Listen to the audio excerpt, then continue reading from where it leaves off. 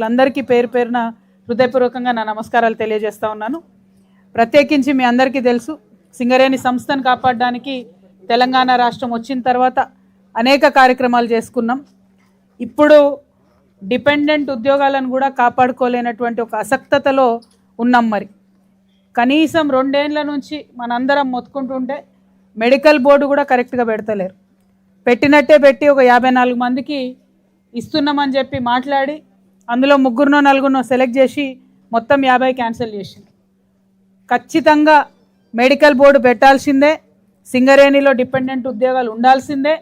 ఈ నినాదంతో 19వ తారీఖు నాడు హైదరాబాద్లో హెచ్ఎంఎస్ మరియు తెలంగాణ జాగృతి ఆధ్వర్యంలో సింగరేణి కార్పొరేట్ ఆఫీసుని ముట్టడి చేయబోతా ఉన్నాం. దీనికోసం ఆల్రెడీ కార్యాచరణ తీసుకోవడం జరిగింది. ఎందుకు ఇదే ప్రధాన అంశంగా చెప్తున్నా అంటే, సింగరేణి కార్మికుడు తన ఉద్యోగాన్ని, డిపెండెంట్ ఉద్యోగాన్ని ఒక ఇన్సూరెన్స్ పాలసీ లాగా భావిస్తాడు. నాకు ఇబ్బంది అవుతుంది కానీ నా తర్వాత నా పిల్లగానికో, నా అల్లుడికో, నా బిడ్డకో జాబ్ వస్తుంది అని చెప్పి ఒక ధీమాతో ఉంటారు. కానీ ఆ ధీమా కూడా లేకుండా ఇవాళ ఈ ప్రభుత్వం చేసింది. కాబట్టి ఇది ప్రథమ ప్రాధాన్య అంశంగా దీని మీద పోరాటం చేయదలుచుకున్నాం. అట్లనే మనకు ఇల్లు కావాలనేటటువంటి కళ ఉంటుంది. ఓన్ యువర్ హౌస్ అనేటటువంటి అంశాన్ని అనేక సార్లు పోరాటం చేసినాం. కొంత సాధించుకోగలిగినాం, కొంత మేరకు లోన్లు ఇప్పించుకోగలిగినాం. కానీ సొంత ఇల్లు మరి ఉంటుందా సింగరేణి నుంచి రిటైర్ అయిపోయే టైంలో అంటే ఏమీ కూడా అగమ్య గోచరమైనటువంటి పరిస్థితి ఉన్నది. అది 2వ ప్రాధాన్యత అంశంగా తీసుకున్నాం. ఇక 3వది ఇన్కమ్ ట్యాక్స్. ఎన్నోసార్లు నేను ఎంపీగా ఉన్నప్పుడు పార్లమెంట్లో కూడా అడగడం జరిగింది. సింగరేణి గని కార్మికులకు స్లాబ్తో సంబంధం లేకుండా అసలు ఇన్కమ్ ట్యాక్స్ రద్దు చేయండి అని కేంద్ర ప్రభుత్వాన్ని పదే అడిగినాం. వాళ్ళు ఏనాడు పట్టించుకోలేదు. ఇప్పుడున్నటువంటి ప్రభుత్వాలు మరి దాని మీద శ్రద్ధ చూపడం లేదు. ముఖ్యమంత్రి గారు 50 సార్లను 100 సార్లను ఢిల్లీకి పోయి వచ్చారు.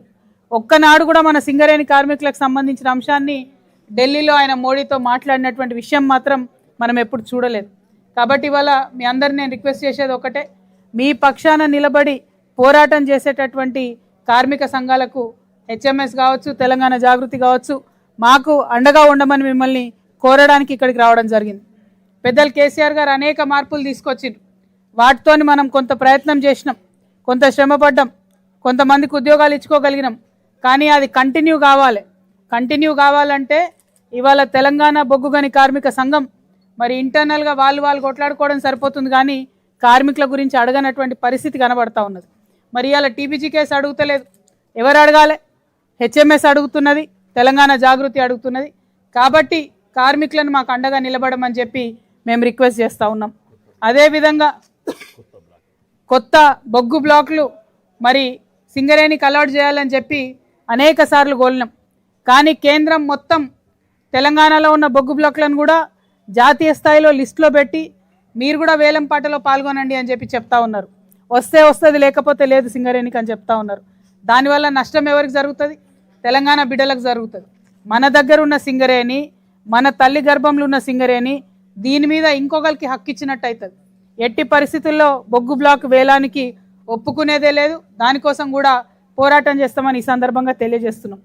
ఇట్లా అన్నిటికన్నా ఎక్కువ నేను ఒక తల్లిగా బాధపడేది ఏంటంటే, హాస్పిటల్కి పోదామంటే ఇంత డబ్బులు ఇచ్చే సింగరేణి, ప్రభుత్వాలను నడిపించేంత డబ్బులు ఇవాళ కాంగ్రెస్ ప్రభుత్వం సింగరేణికి బకాయి ఉన్నది ఎంత అంటే అక్షరాల 40,000 కోట్ల రూపాయలు ప్రభుత్వం సింగరేణికి బకాయి ఉన్నది.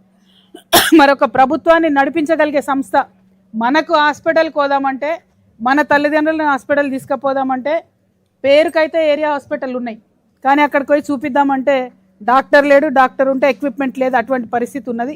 అందుకని మేము డిమాండ్ చేసినాం, హైదరాబాద్లో ఎట్లా అయితే ఆర్టీసీ వాళ్ళకు ఉన్నదో అట్లా ఒక పెద్ద Singareni multi specialty hospital, super specialty hospital సింగరేణికి సపరేట్గా ఉండాలని డిమాండ్ చేసినాం. ఇప్పుడు దానికి ల్యాండ్ అలొకేట్ అయింది, కన్స్ట్రక్షన్ మొదలు కావాల్సి ఉంది. దాంతోపాటు ప్రతి ఏరియా హాస్పిటల్ కూడా స్ట్రెంథెన్ చేయాలి, ఇక్కడ వైద్యం సరిగ్గా అందాలని కూడా డిమాండ్ చేస్తూ ఉన్నాం.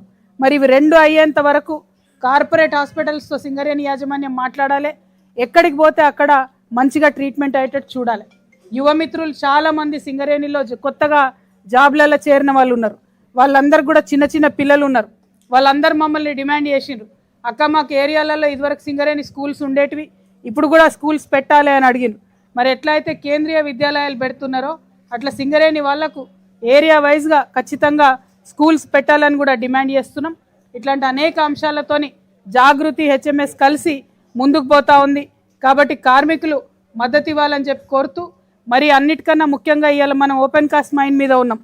ఇక్కడ పర్మనెంట్ వాళ్ళ కన్నా అవుట్ సోర్సింగ్ వాళ్ళే ఎక్కువ ఉన్నారు.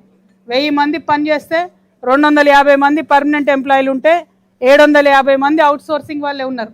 మీ అందరికీ నేను గుర్తు చేస్తూ ఉన్నా, జెన్కోలో ట్రాన్స్కోలో కాంట్రాక్ట్ ఎంప్లాయీస్ ఉంటే పట్టుబట్టి వాళ్ళను పర్మనెంట్ చేయించుకున్నాం ఇదివరకు. సింగరేణిలో కూడా ఎవరెవరైతే కాంట్రాక్ట్ ఎంప్లాయీస్ ఉన్నారో వాళ్ళను కూడా పర్మనెంట్ చేస్తేనే ఈ సంస్థ బతుకుంటుంది. మొన్ననే సింగరేణి యాజమాన్యం ఏం చేసింది, మీకు 5,000 రూపాయలు బోనస్ కింద ప్రకటించింది. 30,000 మంది కార్మికులు, అంతేనా సార్ బోనస్ అంటే? సంస్థ ఒప్పుకున్నది 5,500, 30,000 మందికి బోనస్ ఇచ్చింది. అంటే సింగరేణి యాజమాన్యం డైరెక్ట్గా ఒప్పుకున్నది వీళ్ళని పర్మనెంటే, వీళ్ళు మా వాళ్ళే స్టాఫ్ అని. కాబట్టి వాళ్ళకి ఏదైతే వేజ్ బోర్డు జీతాలు ఉన్నాయో అవి అప్లై చేయాలి. ఇవాళ కాంట్రాక్ట్ ఎంప్లాయీ, ఇంతకుముందే అన్నని మాట్లాడినా, ఎంత ఇస్తున్నారు అన్న జీతం అంటే 470 రూపాయలు అన్నారు. కానీ వేజ్ బోర్డు ప్రకారం, లేబర్ చట్టాల ప్రకారం 1,200 రూపాయలు రావాలి. 1,200 రావాల్సిన వాళ్ళకు 470 రూపాయలు ఇస్తున్నారు. అదే మనం పర్మనెంట్ అయితే 1,200 రూపాయలు చొప్పున మనకు వచ్చేటటువంటి అవకాశం ఉంటుంది. కాబట్టి దానికోసం ప్రయత్నం చేస్తాం. ఇట్లా 1, 2 కాదు, అనేక అంశాలు ఉన్నాయి. ఈ అంశాలన్నిటితోని మీ వెంట నిలబడి నడుస్తామని చెప్పి మీ అందరికి కూడా తెలియజేస్తూ, మళ్ళొకసారి బాయిలకు దిగే ముందు మైసమ్మని మొక్కుకొని దిగే ఆచారం మనది. బండి ఎక్కితే దిగేదాకా సేఫ్టీ ఉంటుందో లేదో తెలియని ఉద్యోగం మనది. కాబట్టి మీ ఆడబిడ్డగా, మీ సోదరిగా మీరందరూ ఆరోగ్యంగా ఉండాలి, జాగ్రత్తగా ఉండాలి, సేఫ్గా మీ వర్క్కి పోయి రావాలని కోరుతూ మీ అందరి దగ్గర సెలవు తీసుకుంటున్నా. జై తెలంగాణ, జై సింగరేణి.